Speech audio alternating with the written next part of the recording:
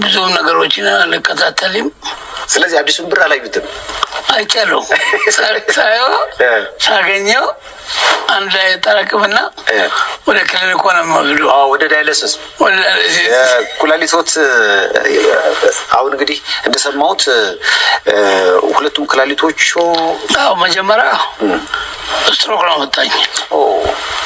ስትሮክ ነው በጣም መጥፎ ስነርቭ ሆነብኝ።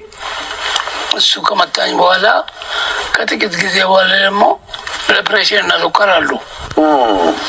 እነሱ ባደረጉት ተጽዕኖ እንደገና ኩላሊቱን ፌል አደረጉ ሁለቱም። አሁን ሳይት ጥርሶትም ትንሽ ሸረፍ ብላለች። በፊት የነበረ ነው ወይንስ ስኳር ነው? ስኳር ትንሽ ወደ ቃልቆኝ በዛው እንትን ነው መልሼ ለማቋቋም እሷን ብዙ ገንዘብ ትፈልጋለች። ስለዚህ እሷን ታውቋት። በአንድ ወቅት የብሔራዊ ባንክ ገዢ ነበሩ።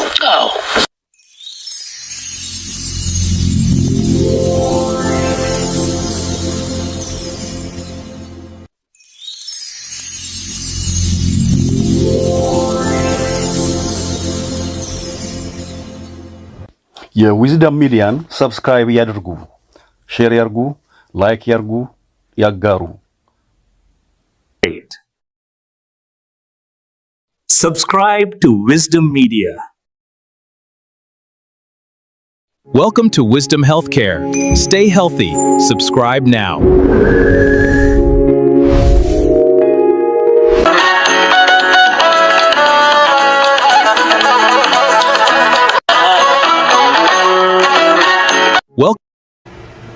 ሰላም እና ጤና ለሁላችሁም። ዶክተር ደምሴ ታደሰ ነኝ ከዊዝደም ሚዲያ። ይህ ከዊዝደም ሚዲያ የሚቀርብላችሁ ዊዝደም ሄልዝ ኬር ነው። ዛሬ ስለ አንድ በጣም አደገኛና አሳሳቢ የጤና ችግር እናወራለን፣ እንነጋገራለን። ይህም ስትሮክ ይባላል።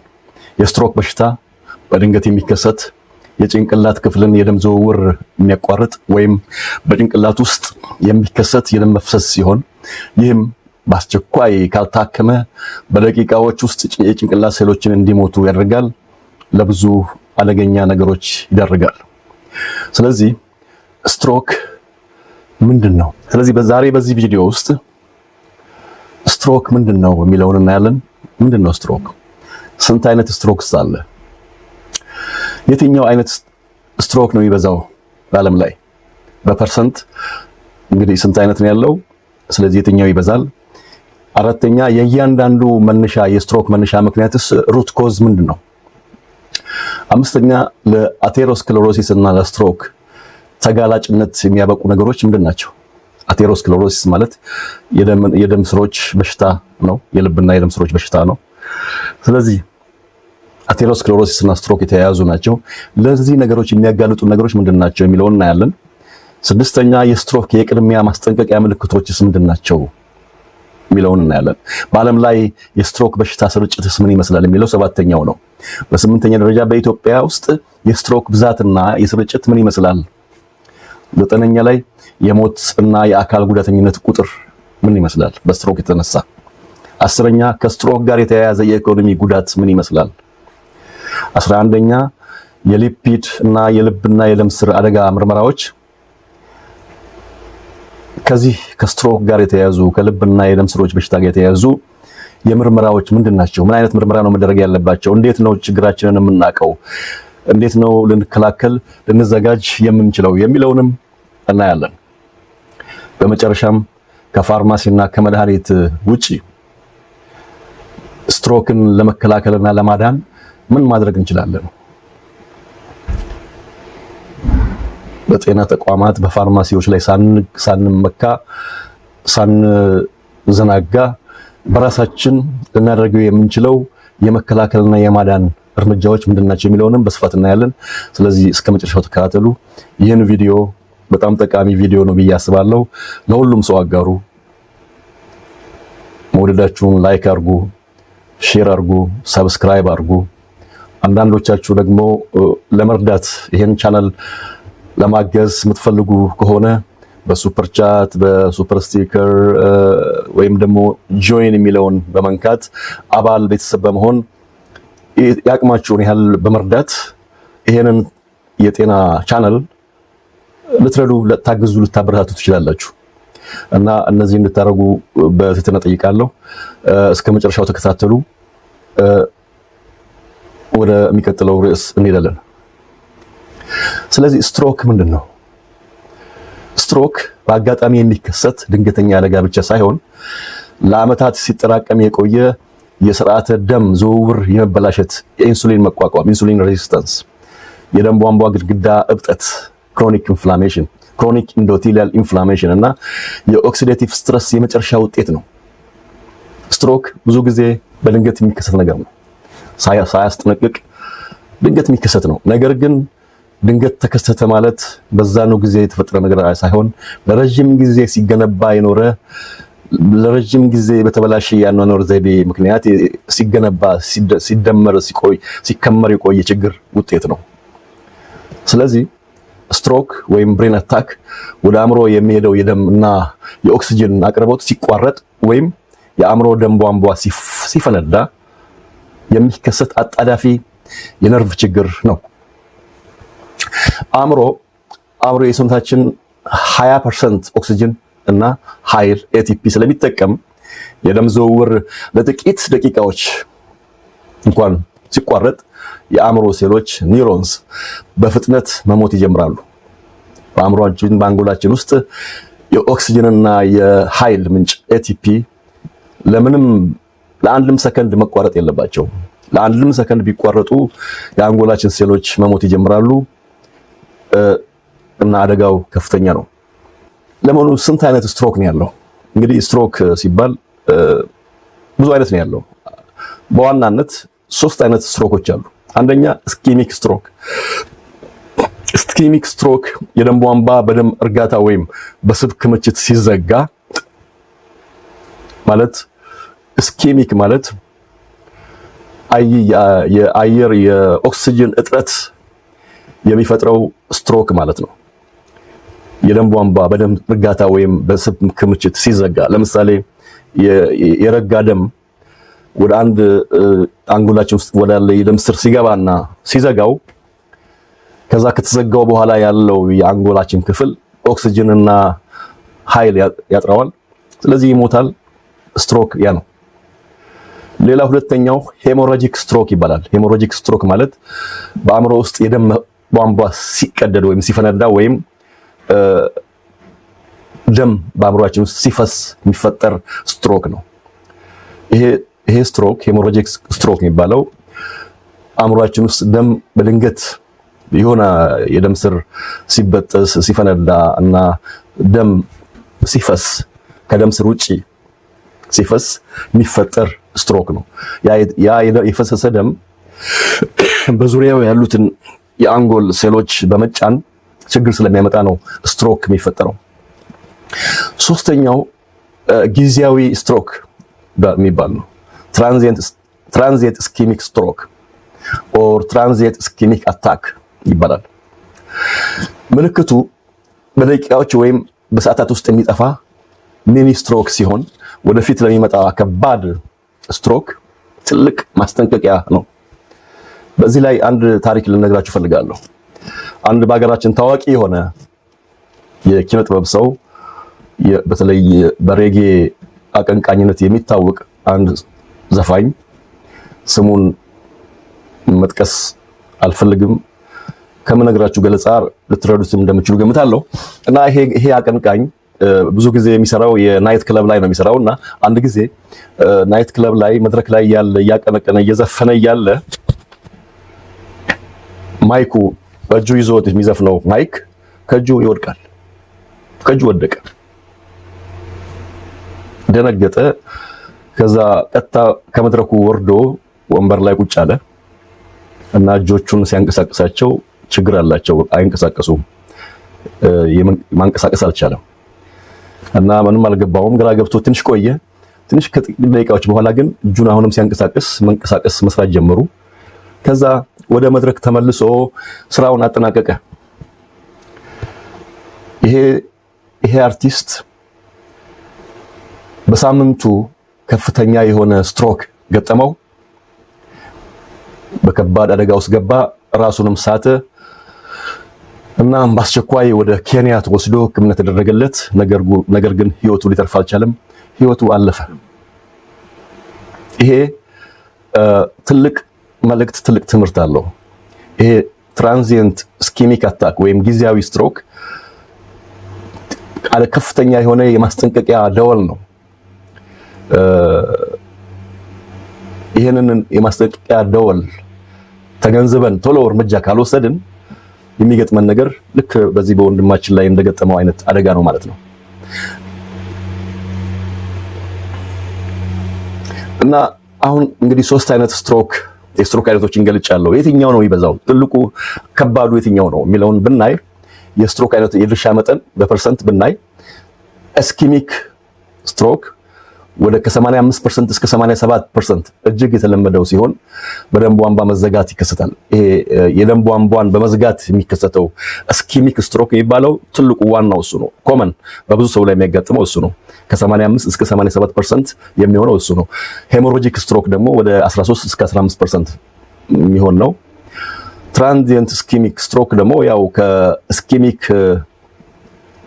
ስትሮክ ጋር የሚጠቃለል ነው። የነኚህ እያንዳንዳቸው የስትሮክ መነሻ ምክንያቶች ምንድን ናቸው? what is the root cause of stroke? ስትሮክ መነሻው ምንድን ነው? ድንገት በዘፈቀደ የሚመጣ ነገር ነው ወይስ ምንድን ነው? ለረጅም ጊዜ የተከማቸ ችግር ነው? የኢስኬሚክ ስትሮክ መነሻዎች። ኢስኬሚክ ስትሮክ ማለት እንግዲህ ቀደም እንዳልኩት የደም ስሮች በመጥበብ ምክንያት ወይም በመደፈን ምክንያት የአንጎል ክፍል ኦክሲጅን እና ኢነርጂ ሲያጥረው የሚከሰት ስትሮክ ነው።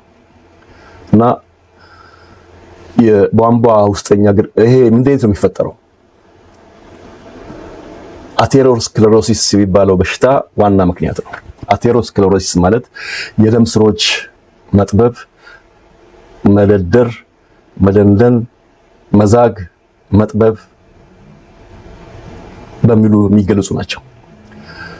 የቧንቧ ውስጠኛ ግድግዳ ኢንዶቴሊየም እንዳይለጥጥና እንዳይሰፋ የሚያደርገውን የናይትሪክ ኦክሳይድ ምርት ይቀጣውን ኢንሱሊን እንግዲህ ለዚህ ሁሉ ለደም ስሮች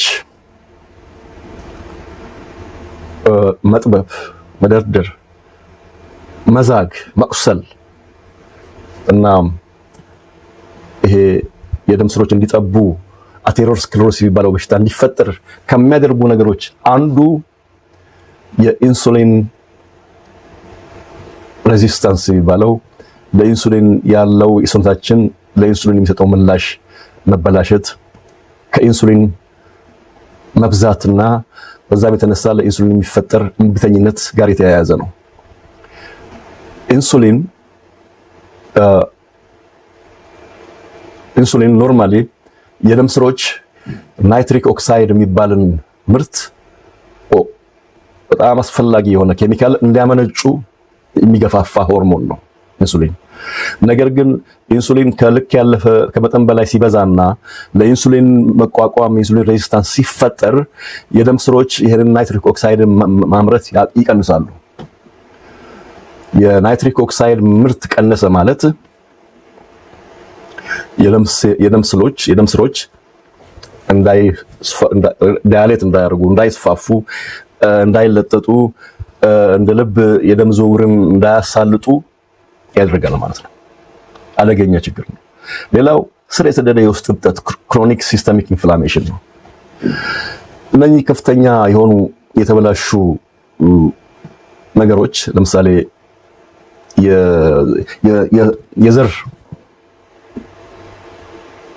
የዘር ቅባቶች ሲድ ኦይልስ እና የደም ቧንቧ ግድግዳ ላይ ተጣብቀው ፕላክ ወይም የደም መርጋት አደጋ ያፋጥናሉ። ክሮኒክ ኢንፍላሜሽን ሲኖር በተለይ ይሄ የሲድ ኦይልስ በፋብሪካ የተመረቱ ዘይቶች አንዱ የደም ስርን የሚያቆስሉ የደም ስር ግድግዳ እንዲበላሽ ከሚያደርጉ ነገሮች አንዱ ዋናው ነው። ሌላው ከፍተኛ የሆነ ሆሚዮሲስቲን የሚባል የሚቲሌሽን ችግር ወይም የቫይታሚን B12 እና B9 ፎሌት እጥረት ሲኖር የደም ቧንቧን ይጎዳል፣ ደም እንዳይረጋ ያደርጋል። የሄሞራጂክ ስትሮክ መነሻዎች ሌላው እንግዲህ አሁን እስካሁን ያየነው ስለ ስኪሚክ ስትሮክ የስኪሚክ ስትሮክ መነሻዎችን ያየነው ለማየት በጥቂት አንዳንድ ምሳሌዎችን ይጠቅስ ነው። የሄሞራጂክ ስትሮክ ደግሞ መነሻዎችን ብናይ ቁጥጥር ያልተደረገበት ከፍተኛ የደም ግፊት ዋነኛው የአእምሮ ደካማ ደም ቧንቧዎችን ግድግዳ ያሳሳል፣ ይበጣጥሳል። ከፍተኛ የደም ግፊት ቁጥጥር ካልተደረገበት በየጊዜው ቼክ እያደረግን እየተመረመርን ካላስተካከል ነው ችግሩ የከፍተኛ የደም ግፊት ችግር ለብዙዎቻችን አይታወቅንም። ስለዚህ ይሄ ከፍተኛ የደም ግፊት በየጊዜው የደም ስሮችን ላይ ጫና እየፈጠረ በተለይ አንዳንድ ስስ የሆኑ ደካማ የሆኑ የደም ስሮችን የበለጠ እያሳሳ ከዛ እንዲበጥሱ እንዲፈነዱ ያደርጋል እና የደም ቧንቧ መዋቅር መዳከም ቫስኩላር ማትሪክስ ዲግሬዴሽን የኮላጅን እና የኤልስቲን መጎዳት በከፍተኛ የደም ስኳር ቫይታሚን ሲ እና የቫይታሚን ኬ2 እጥረት ሳቢያ የሚከሰቱ ነገሮች ናቸው። የአኑሪዝም ሌላው አኑሪዝም የሚባል በሽታ አለ። አኑሪዝም ማለት የደም ስሮቻችን አንዳንዴ በሆነ ጎናቸው ላይ የሳሳ ክፍል ይኖርና ለብቻ እንደ ባሉን ይለጠጣሉ። አንዳንዴ የተለጠጡ የደም ስሮች የደም ስር አካል ሲፈነዱ ከፍተኛ የደም ግፊት ሲጠቁና ሲፈነዱ የሚፈጠር ነው ማለት ነው። ይሄ ሄሞራጂክ ስትሮክ ተፈጥሯዊውም በተዳከመ ግድግዳ ምክንያት የተፈጠረ እብጠት መፈንዳትም አንዱ ምክንያት ነው እና በዓለም ላይ የስትሮክ በሽታ ስርጭት ምን ይመስላል? እንግዲህ ትልቁ ዋናው የስትሮክ አይነት ስኪሚክ ስትሮክ የሚባለው ነው። የሄሞራጂክ ስትሮክ የሚባለው በጣም ጥቂት ነው። ደግነቱ ጥቂት ነው፣ ግን አደገኛ ነው፣ ግን ደግነቱ ጥቂት ነው። በአጠቃላይ ግን በዓለም ላይ የስትሮክ በሽታ ስርጭት ምን ይመስላል? አዳዲስ ተጠቂዎች ብናይ በየዓመቱ በዓለም አቀፍ ደረጃ ከ12 እስከ 15 ሚሊዮን የሚሆኑ ሰዎች በስትሮክ ይጠቃሉ። በየ2 ሰከንዱ አንድ ሰው ይጠቃል ማለት ነው። የህይወት ዘመን ስጋት ብንመለከት እድሜያቸው ከ25 ዓመት በላይ ከሆኑ ሰዎች መካከል 1 ከ4 ወይም 25% በህይወት ዘመናቸው ለስትሮክ የመጋለጥ እድል አላቸው። ይሄ አስደንጋጭ ነው። ከአራት ሰው አንድ ወይም 25% ማለት ነው እድሜያቸው ከ25 ዓመት በላይ ከሆኑ ሰዎች መካከል። ስለዚህ ስትሮክ የአዛውንቶች የሽማግሌዎች ብቻ ችግር ሳይሆን የወጣቶችም ችግር ነው ማለት ነው። በበሽታው የሚኖሩ በአሁኑ ሰዓት በበሽታው የሚኖሩ ሰዎችን ብናይ በአሁኑ ወቅት በዓለም ላይ ከ100 ሚሊዮን በላይ የስትሮክ ታማሚዎች እና ወይም ተራፊዎች አሉ።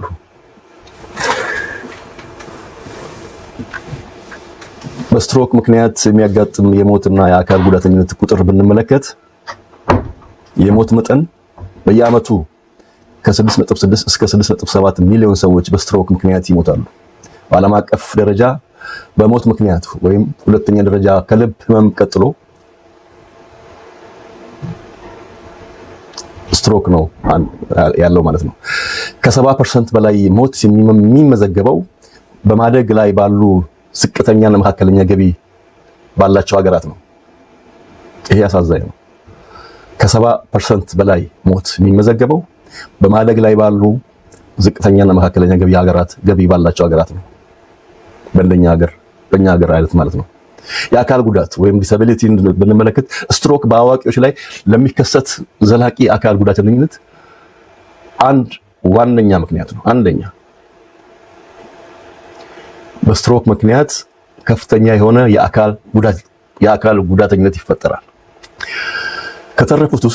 ከስትሮክ ከተረፉት ውስጥ 50% የሚሆኑት የአንድ ወገን ሽባነት ሄሚፓራሲስ ይገጥማቸዋል። 30% ያለ ሰው እርዳታ መራመድ አይችልም። ይሄ ይሄን ደግመዋለሁ። 30% የሚሆኑት ሰዎች ያለ ሰው እርዳታ መራመድ አይችሉም። ወይ ሌሎቹ በምርኩዝ ነው የሚሄዱት። በምርኩዝ ደግሞ መሄድ የማይችሉት የግድ የሰው የሚደግፋቸው የሰው ልጅ ያስፈልጋል። 20% የመናገርና የመግባባት ችግር አፌዚያ ያጋጥማቸዋል። በየዓመቱ ከ40 ሚሊዮን በላይ የጤናማ ህይወት ዓመታት ዳሊስ የሚባለው በስትሮክ ምክንያት ይባክናል። ከስትሮክ ጋር የተያያዘ የኢኮኖሚ ጉዳት ምን ይመስላል? አጠቃላይ ዓለም አቀፍ ወጪ ብንመለከት ቀጥተኛና ተዘዋዋሪ ወጪዎችን ጨምሮ በአመት ከ890 ቢሊዮን እስከ 1 ትሪሊዮን ዶላር ወጪ ይደረጋል፣ ይጠፋል፣ ሀብት ይባክናል። በስትሮክ ምክንያት ከ890 ቢሊዮን እስከ 1 ትሪሊዮን ዶላር ይባክናል። የወጪ ክፍፍልን ብናይ ቀጥተኛ የህክምና ወጪ፣ የድንገተኛ ክፍል ቀዶ ጥገና፣ የመድኃኒትና የረጅም ጊዜ ተሐድሶ ፊዚዮቴራፒ ወጪዎች፣ ተዘዋዋሪ ወጪ በታማሚውና በአስታማሚው ቤተሰብ ምርታማነት መቀነስ፣ እንዲሁም ያለ ዕድሜ በመሞት ምክንያት የሚታጣ ገቢ፣ የስትሮክን አደጋ በዘላቂነት ለመቀነስ የደም ግፊትን በኪኒን ማውረድ ብቻ ሳይሆን የኢንሱሊን መቋቋምን መቀነስ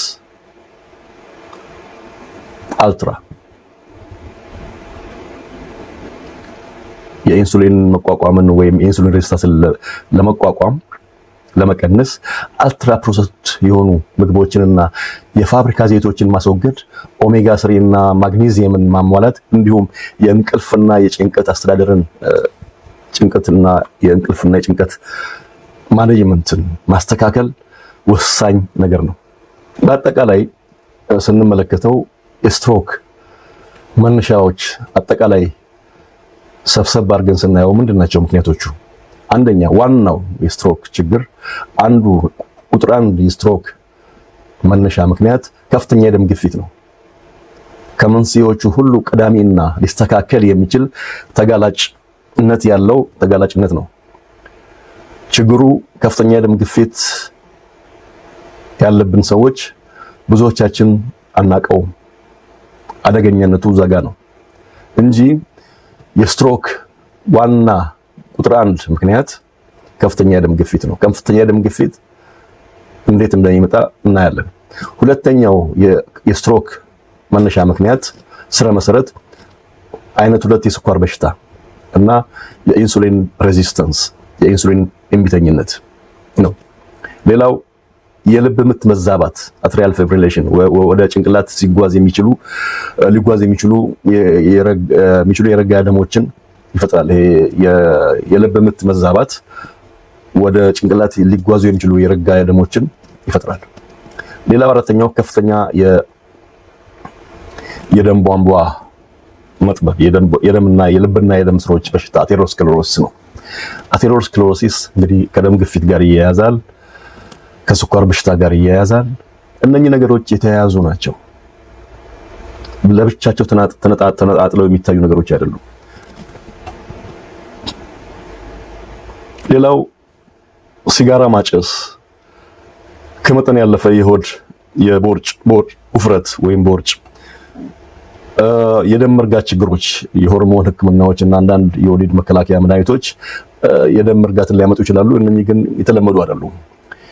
ዋናው የአኗኗር ዘይቤና የአካባቢ ተጽዕኖዎችን መሰረታዊ መንስኤዎች ናቸው። ጤናማ ያልሆነ አመጋገብ፣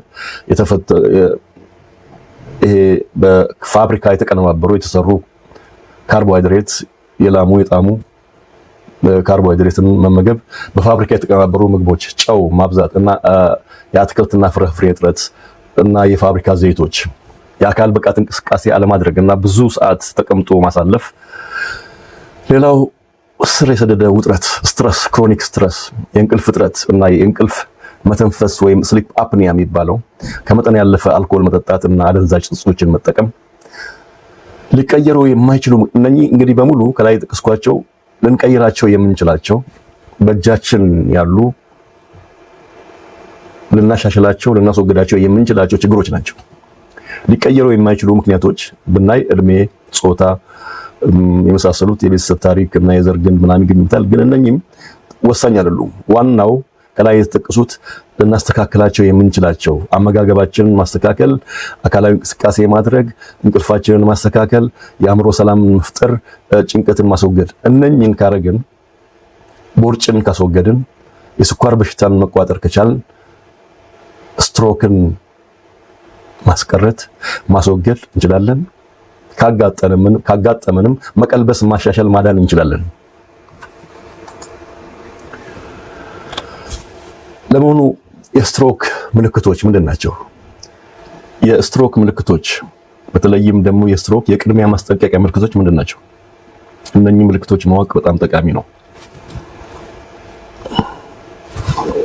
የስትሮክ ምልክቶችን ስናይ ዋና ዋናዎቹ የአደጋ ምልክቶች በምህፃረ ቃል ፋስት ወይም ቢፋስት ተብለው ይታወቃሉ።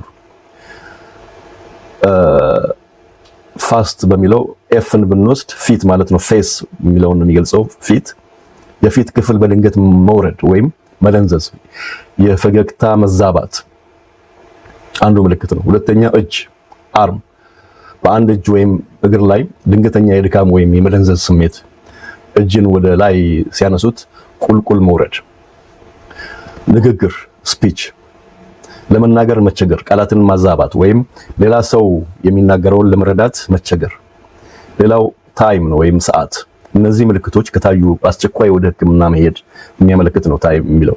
ሌሎች ተጨማሪ ምልክቶች ቢኖሩ አሉ። እነኚህም ድንገተኛ እና ከባድ የራስ ምታት፣ በአንድ ወይም በሁለቱም አይኖች ላይ ድንገተኛ የእይታ መጋረድ ወይም መጥፋት፣ ድንገተኛ መፍዘዝ፣ ሚዛን መጠበቅ መቸገር ወይም የመራመድ ችግር፣ ድንገተኛ የግራ መጋባት ወይም የማስታወስ ችግር መፈጠር። ስትሮክን የመከላከያ መንገዶች፣ ህክምናዊ፣ ሁለንተናዊ ዋና ዋና የህክምና ስልቶች። እንግዲህ እነኚህ ከላይ የጠቀስኳቸው የስትሮክ ድንገተኛና የቅድመ ማስጠንቀቂያ ምልክቶች ናቸው። እና እንዴት ነው ስትሮክን መከላከል የምንችለው? ቀደም ብዬ እንዳልኩት የስትሮክ አንዱ ትልቁ ዋና ምክንያት ከፍተኛ ደም ግፊት ነው። ስለዚህ የደም ግፊትን በሚገባ መቆጣጠር በጣም ወሳኝ ነው። የስኳር በሽታን በአመጋገብ በእንቅስቃሴና አስፈላጊ ሲሆን ደግሞ በመድኃኒት ማከም። መድኃኒት እንኳን የስኳር በሽታን አያድንም። ነገር ግን አመጋገብን በማስተካከልና አካላዊ እንቅስቃሴን በማድረግ የስኳር በሽታን መቆጣጠር ይቻላል። የልብ ምት መዛባት ካለ ክትትልና ህክምና ማድረግ አስፈላጊ ነው። ሌላው የስትሮክ ማስጠንቀቂያ ምልክቶች በጂል ቦልቴ ቴይለር በምትባል የኒውሮ ሳይንቲስት የተጻፈ መጽሐፍ አለ። ጂል ቦልቴ ቴይለር ዶክተር ጂል ቦልቴ ቴይለር ኒውሮ ሳይንቲስት ነች። ነገር ግን በሚገርም ሁኔታ አንድ ቀን ከእንቅልፏ ስትነቃ ስትሮክ ገጠማት። ራሷ ላይ ስትሮክ አጋጠማት እና በዛ ላይ ተመስርታ የህይወት ታሪኳን መጽሐፍ ጽፋለች እና በዛ ላይ የስትሮክ ማስጠንቀቂያ ምልክቶችን ስትሮክ ከሚለው ምህፃረ ቃል ገንብታለች። STROKE የሚለውን ኤስን ስፒች ወይም ንግግር፣ ድንገተኛ የመናገር ችግር ወይም ሌሎች የሚናገሩትን የመረዳት መቸገር፣ ቲ የሚለውን ቲንግሊንግ ወይም የመደንዘዝ ስሜት፣ በአንድ የሰውነት ክፍል ላይ የሚሰማ ድንገተኛ የመደንዘዝ ወይም የመውረር ስሜት። አር የሚለውን ደግሞ ሪሜምበር ማስታወስ፣ ድንገተኛ የማሰብ ችግር፣ ግራ መጋባት ወይም የማስታወስ እክል ማጋጠም። ኦ የሚለውን ደግሞ ኦፍ ባላንስ ሚዛን መሳት፣ ድንገተኛ የሚዛን መዛባት ወይም የቅንጅት ማጣት እንዲሁም የአንድ ወገን የሰውነት ድካም ብላ ገልጸዋለች። ሌላው ኬ ኪለር ሄዴክ ብለዋለች። ኃይለኛ ራስ ምታት፣ ከዚህ ቀደም አጋጥሞ የማያውቅ እጅግ በጣም ከባድና ድንገተኛ ራስ ምታት ማለት ነው። ኪለር ሄዴክ። ሌላው ኢ የመጨረሻው ኢ አይስ አይኖች፣ ድንገተኛ የአይን መታወክ፣ ነገሮችን ደርቦ ማየት፣ ብዥታ ወይም የእይታ መጥፋት።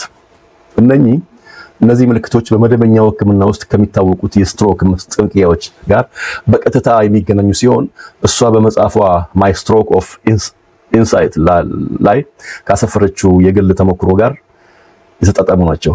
ከዛ የተገኘ መጽሐፍ ከዛ ነው የተገኘው። ይሄ ስትሮክ የሚለውን ቃል ራሱ እያንዳንዱን ፊደል በመውሰድ የስትሮክን የቅድመ ማስጠንቀቂያ ምልክቶች አድርጋ አቅርበዋለች። በጣም አሪፍ ነው። በጣም የሚገርም የሚደነቅ ነው።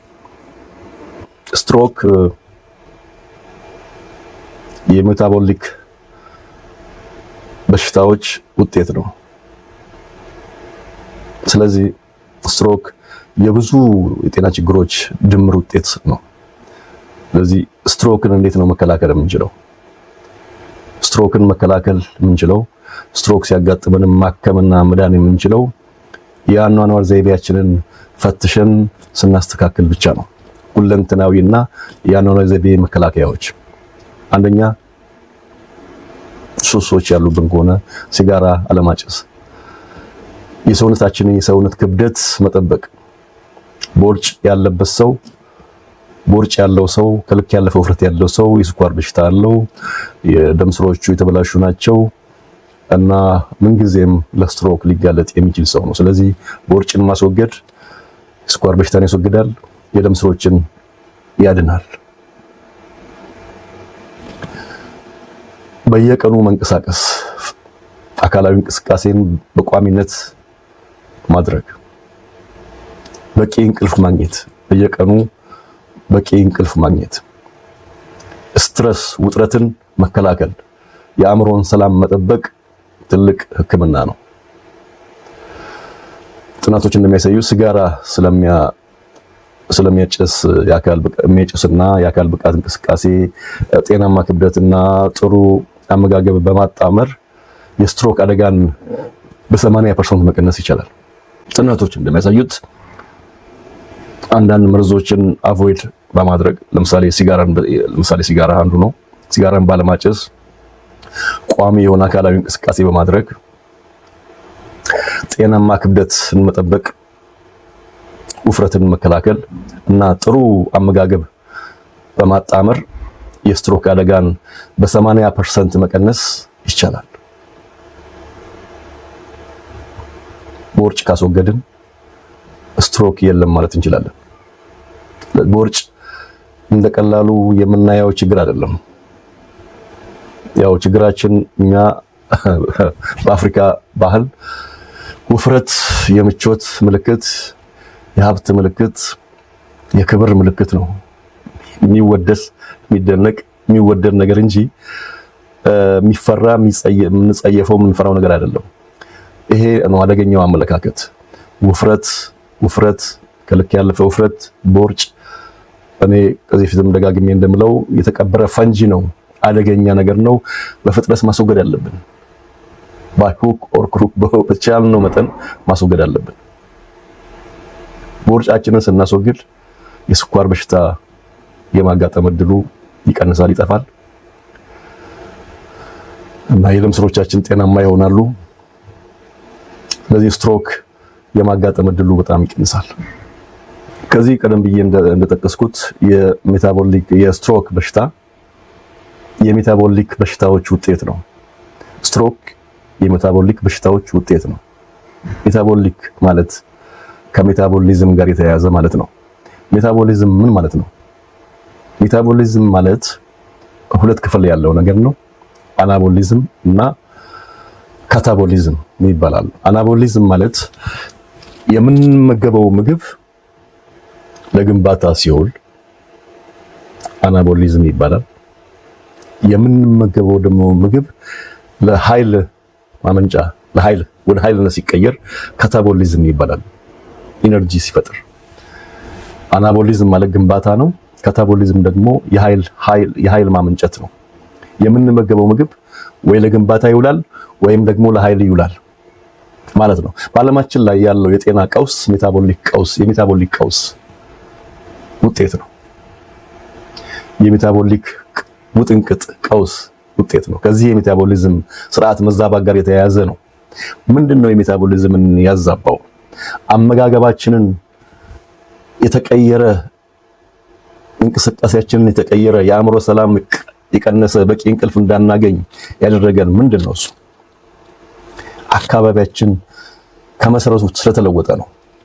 ለምሳሌ አመጋገባችንን ብንወስድ የዛሬ 70 ዓመታት አካባቢ ዋነኛ ምግባችን ካርቦሃይድሬት እንዲሆን ተመከርን።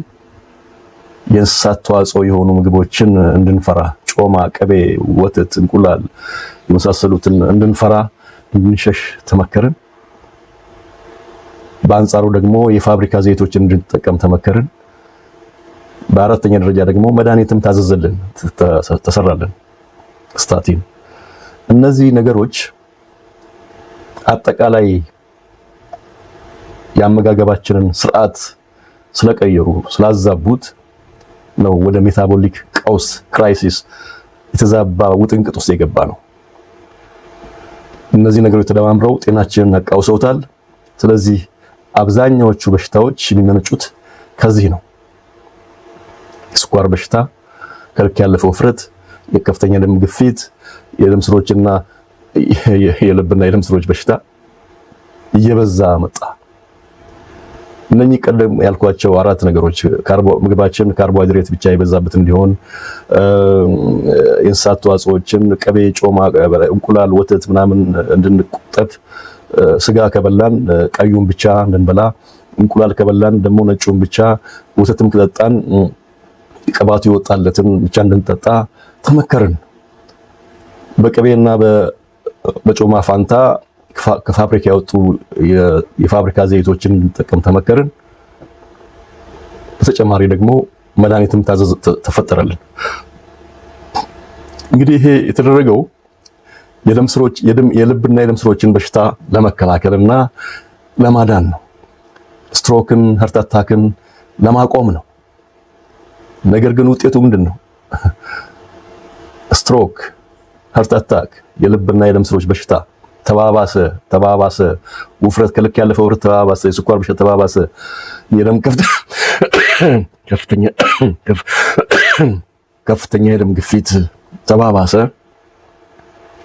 የልብ በሽታ ዓለም አቀፍ ቁጥር 1 ዓለም አቀፍ ገዳይ ሆነ። ይሄ የሚገርም ተቃርኖ ነው። አያው ትልቅ ፓራዶክስ ነው። የደም ስሮች የልብና የደም ስሮችን በሽታ ለመከላከል የታዘዘልን ሕክምና አመጋገብ ስርዓት ችግሩን አባባሰው። ዓለም አቀፍ የጤና ቀውስ ፈጠረ። አደገኛ የሆነ ስህተት ተፈጠረ። ስለዚህ ስትሮክ እና ሃርት አታክ ዛሬ እየበዛ የመጣበት ምክንያት ይሄ ነው። አንዱ መነሻው የሜታቦሊክ ቀውስ። ይሄ የሜታቦሊክ ቀውስ ደግሞ የመጣው ከዛሬ 70 ዓመት አካባቢ የተመከርነው የተሳሳተ ምክር ውጤት ነው። የስትሮክ ወይም የሃርት አታክ ወይም የሜታቦሊክ በሽታዎች አደጋ እንዳለብን፣ ስጋት እንዳለብን ለማወቅና ለመጠንቀቅ የሚያስችሉ ምርመራዎች ምንድን ናቸው?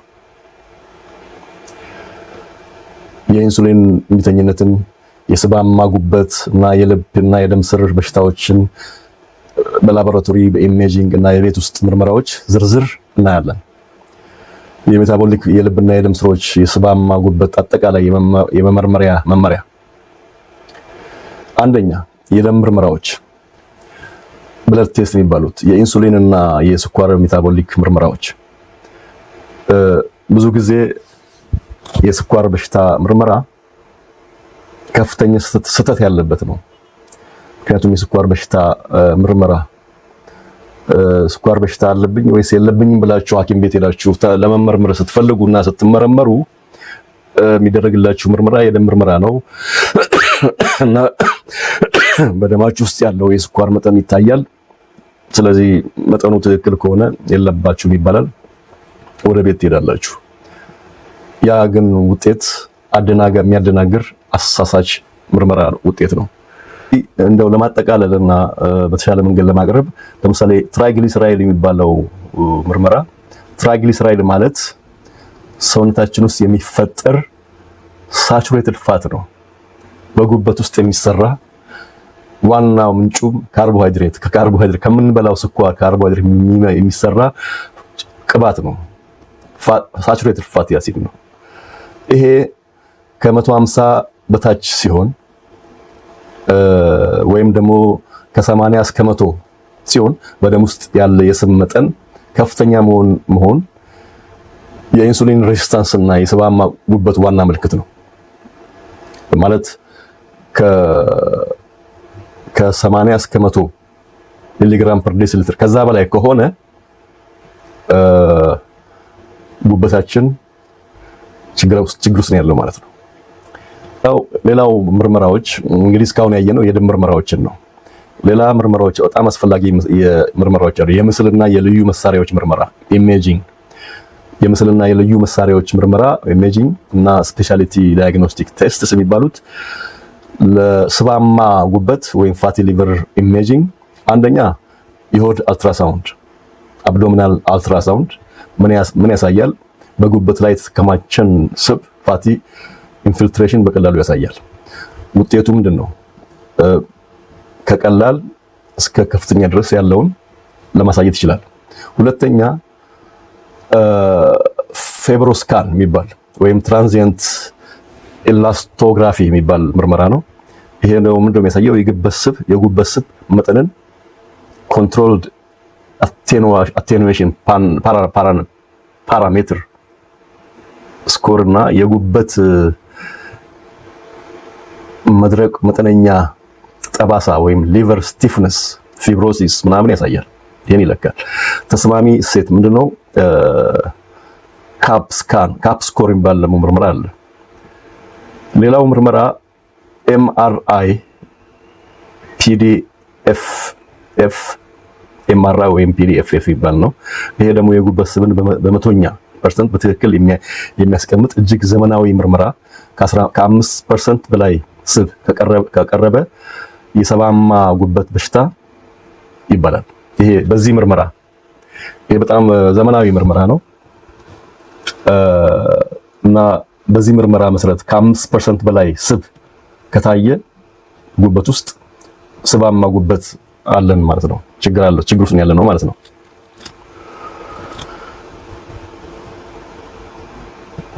ሌላው የልብና የደም ስሮች ካርዲዮቫስኩላር ኢሜጂንግ አንደኛ የልብ ደም ስር ካልሲየም ስካን ካሮነሪ አርተሪ ካልሲየም ሲኤሲ ስካን ይባላል። ይሄ በጣም ጠቃሚ ነው። ሌላው ምን ያሳያል? በልብ የደም ስሮች ውስጥ የጠጠረ ካልሲየም ስብ ፕላክ መኖር አለመኖሩን በሲቲ ስካን ይለካል እና ውጤቱም ስኮሩ 0 ከሆነ እጅግ ተስማሚ፣ ምንም አይነት የካልሲየም ክምችት የለም እና የልብ አደጋም የለም ማለት ነው። ግን ቀላል የልብ ካልሲየም ክምችት፣ ከፍተኛ ካልሲየም ክምችት እያለ ያሳያል። ስለዚህ ደረጃዎቹን ያሳያል እና ይሄ ኮሮነሪ አርተሪ ካልሲየም ምርመራ በጣም ጠቃሚ ነው። ምክንያቱም የልብና የደም ስሮቻችን ምን ያህል ተበላሽተዋል፣ ምን ያህል ደድረዋል፣ ምን ያህል ጠባሳ አላቸው፣ ምን ያህል ጠባዋል የሚለውን ያሳያል። ኮሮነሪ አርተሪ ካልሲየም ምርመራ 0 ከሆነ ሰላም ነው ማለት ነው። ከ1 እስከ 99 ምናምን ከሆነ ደግሞ ቀለል ያለ የስብ ወይም የካልሲየም ክምችት መኖሩ ያሳያል። ከ100 እስከ 399 ምናምን ደግሞ ከሆነ መካከለኛ አደጋ ያሳያል። ወደ 400 ከሆነ ደግሞ ከፍተኛ የልብ አደጋ እንዳለ ያሳያል። ሌላው የካሮቲድ ደም ስር ስካን ካሮቲድ ኢንቲማ ሚዲያ ቲክነስ CIMT ወይም አልትራሳውንድ ይሄ ወደ አንጎል የሚሄዱትን የአንገት የደም ስሮች ካሮቲድ አርተሪስ ውፍረትና የፕላክ ወይም የውስጣቸው የተጋገረ ነገር እንዳለ ክምችት የሚያሳይ ምርመራ ነው። ይሄን ይለካል እና ስለ ስትሮክ አደጋ ቅድመ ማስጠንቀቂያ ይሰጣል። ኤኮካርዲዮግራም ሌላው ነው። ኤኮካርዲዮግራም የልብን የጡንቻ ጥንካሬ፣ ቫልቮችና የመኮማተር የመዘረጋት አቅምን በሳውንድ ዌቭ ይለካል። ሶስተኛውና እጅግ በጣም ጠቃሚ የሆነው ደግሞ የምርመራ አይነት በቤታችን ውስጥ የሚደረጉ ምርመራዎች ናቸው። እኛ ራሳችን ልናደርጋቸው የምንችላቸው የግድ ሐኪም ቤት ወይም ላቦራቶሪ ወይም ሌላ ቦታ መሄድ ሳያስፈልገን ሌላ የጤና ባለሙያም ሳያስፈልገኝ እኛ ራሳችን ልናደርጋቸው የምንችላቸው በጣም ጠቃሚ ምርመራዎች ናቸው። አንደኛ በቤት ውስጥ የሚደረጉ ምርመራዎች ምንድናቸው? የደም ግፊት መለካት፣ የደም ግፊታችንን በየጊዜው መለካት በጣም አስፈላጊ ነው እና ይሄን የደም ግፊት መለኪያ መሳሪያ ገዝተን ቤታችንን ማስቀመጥና ከቻልን በየቀኑ ካልቻልን በየሁለት ቀኑ ካልቻልን ቢያንስ በሳምንት አንድ ቀን የደም ግፊታችንን መለካት አስፈላጊ ነው። ሁለተኛው የወገብ ስፋት፣ የቦርጭ የሰውነት ስብጥርን የሚያሳይ ዌስት ሰርከምፈረንስ ወይም ዌስት ሰርከምፈረንስ ሬሽዮ የሚባል ምርመራዎች ናቸው። ይሄ በወገባችን ዙሪያ ያለው የወገባችንን ስፋት በእምብርታችን ዙሪያ በመለካት በሴንቲሜትር ውፍረታችን ጤናማ ነው ወይስ ጤናማ አይደለም፣ የጉበት ስብ አለብን ወይስ የለብንም የሚለውን ለመረዳት የሚጠቅም ነው። የጉበት ስብ እና የሆድ ውስጥ ስብ መኖር አለመኖሩን በቤት ውስጥ በሜትር ለመለካት የሚያስችል ነው እና የወገብ ስፋትን ብንወስድ ወይም ዌስት ሰርከምፈረንስ የሚባለው ለወንዶች 94 ሴንቲሜትር ከ94 ሴንቲሜትር ካነሰ ከ94 ሴንቲሜትር ወይም ከ37 ኢንች በታች ከሆነ ተስማሚና ጤናማ ነው። ለሴቶች ደግሞ ከ80 ሴንቲሜትር ወይም ከ31.5 ኢንች በታች ከሆነ እንዲሁ ጤናማና ተስማሚ ነው። ሁለተኛው የወገብና የቁመት ጥምርታ ዌስት ቱ ሃይት ሬሽዮ በጣም ትክክለኛ መሆን አለበት። ስሌቱ ምንድነው? የወገባችን ስፋት ለሰውነታችን ቁመት ሲካፈል ከ0.5 በታች ከሆነ ጤናማ ነው። ከ0.5 በላይ ከሆነ አደጋ ነው ማለት ነው። የወገብና የዳሌ ጥምርታ ዌስት ቱ ሂፕ ሬሽዮ የወንዶች ከ0.9 በታች ሲሆን ለሴቶች ደግሞ ከ0.85 በታች ሲሆን ጥሩ ነው። የቤት ውስጥ የደም ስኳር ክትትል ሌላው በቤታችን ውስጥ ልናደርገው የምንችለው በደማችን ውስጥ ያለውን የስኳር መጠን መከታተል እንችላለን። ይሄ በቅርብ ጊዜ የመጣ አዲስ ምርመራ ነው። ኮንቲኒየስ ግሉኮስ ሞኒተሪንግ ይባላል፣ ሲጂኤም። ይሄ ሲጂኤም እዚህ ላይ የሆነ የሚለጠፍ ነገር አለ እና በሞባይላችን በስልካችን ስካን እያደረግን የምናውቀው ነው።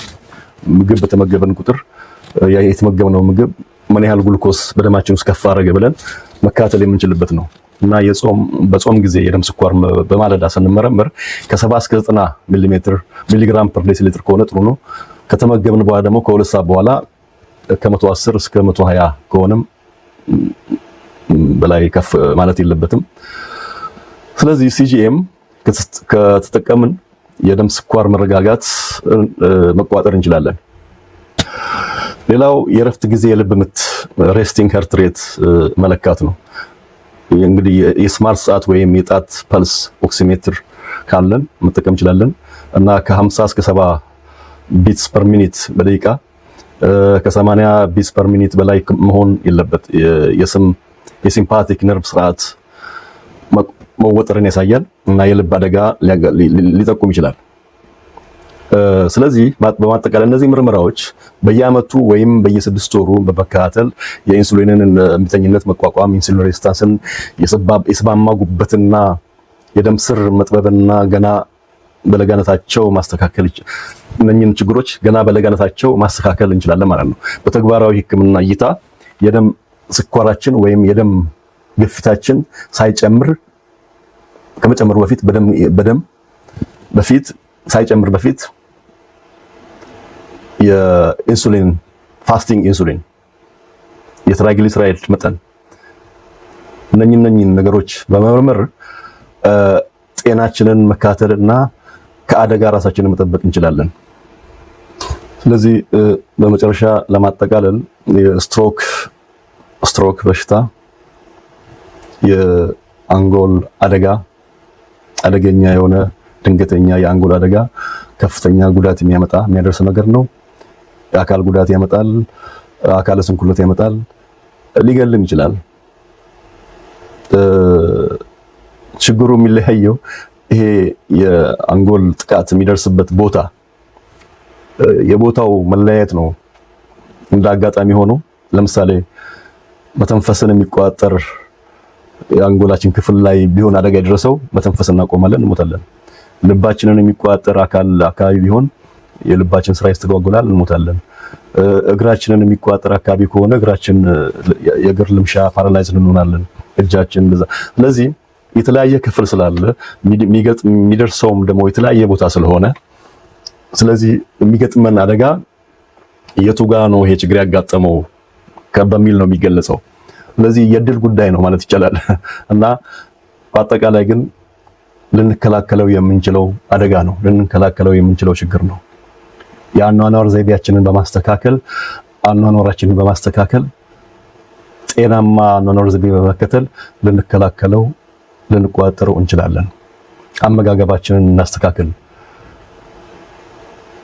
የተቀነባበሩ የላሙ የጣሙ ካርቦሃይድሬት ምግቦችን እናስወግድ፣ ይቅርብን። ጣፋጭ ምግቦች፣ ጣፋጭ መጠጦች ይቅሩብን፣ አያስፈልጉንም። ስንመገብ ደግሞ አሁንም መመገብ በሽታ ነው። አራርቀን እንመገብ። አልፎ አልፎ እንጹም። በቀን 3 መመገብ የግድ አይደለም። አንዳንዴ በቀን 2 ብቻ እንመገብ። አንዳንዴ በቀን 1 ብቻ እንመገብ። አንዳንድ አልፎ አልፎ ደግሞ ለ1 ቀን ለ2 ቀን ለ3 ቀንም ምግብ እናቁም። ይሄ የፈውስ መንገድ ነው፣ የበሽታ መንገድ አይደለም፣ የፈውስ መንገድ ነው። ሌላው ቋሚ የሆነ አካላዊ እንቅስቃሴ እናድርግ። ውዝፍነትን እንቃወም፣ እናስወግድ፣ እንጸየፍ። በየጊዜው መንቀሳቀስ አስፈላጊ ነው። ከ2 ሰዓት በላይ በአንድ ጊዜ ተቀምጦ መቀመጥ አደጋ ነው። ቢያንስ እንደው የግድ ከሆነና ለ2 ሰዓት መቀመጥ ካለብን ተነስተን ለ15 ደቂቃ ለ15 ደቂቃ ደግሞ መንቀሳቀስ፣ ሮጥ ዱብ ማለት አስፈላጊ ነው። እንቅልፋችን ላይ ጥንቃቄ እናድርግ። እንቅልፋችን ወሳኝ ነው። የአእምሮአችንን ሰላም ለመጠበቅ ጥረት እናድርግ። ውጥረት፣ ጭንቀት፣ ድብርት፣ እንቅልፍ እጦት የውፍረት ምንጭ፣ የብዙ በሽታዎች ምንጭ ናቸው እና እነዚህን ነገሮች ብቻ በማድረግ ከስትሮክ ራሳችንን መጠበቅ እንችላለን። እና ይሄን ቪዲዮ እንግዲህ እስከዚህ ድረስ ስለተከታተላችሁ አመሰግናለሁ። ይሄን ቪዲዮ ከወደዳችሁት ላይክ አድርጉ፣ ኮሜንት አስተያየት ጻፉልኝ፣ ሰብስክራይብ አድርጉ፣ ለሌሎች ሰዎች አጋሩ። በሱፐር ቻት፣ ሱፐር ስቲከር ወይም በመሳሰሉ ወይም ደግሞ ጆይን የሚለውን በመንካት አባል ቤተሰብ በመሆን ቻናሉን ይደግፉ። ይሄ ቻናል ለብዙ ሰዎች ጠቃሚ ነው ብዬ አስባለሁ። የኔ ዓላማ የጤና ግንዛቤን በመፍጠር ሰዎች የጤናቸው ባለቤት እንዲሆኑ ማድረግ ማስቻል ነው። ስለዚህ ይሄንን ዓላማዬን እንዲሳካልኝ ደግፉኝ። እስከ መጨረሻው ስለተከታተላችሁ አመሰግናለሁ። በሚቀጥለው ቪዲዮ እስከምንገናኝ መልካም ጊዜ፣ ደህና ሁኑ።